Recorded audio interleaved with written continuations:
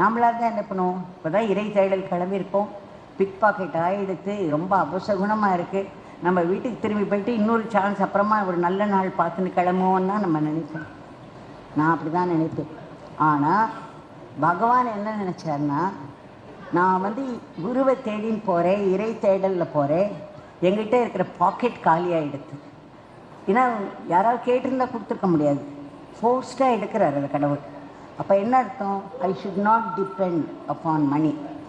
நான் வந்து பைசாவோ டிக்னிட்டியோ அது எதுவுமே நான்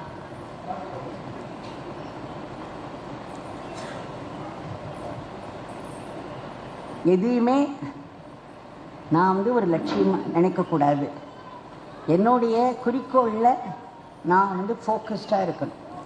இப்படி தான் அவருக்கு என்ன வருது. அதனால தான் பின்னாடி அவர் பெக்கராக தன்னை சொல்லிட்டு பெண்ணிலஸாக போகிறார் எல்லா இடத்துக்கும்.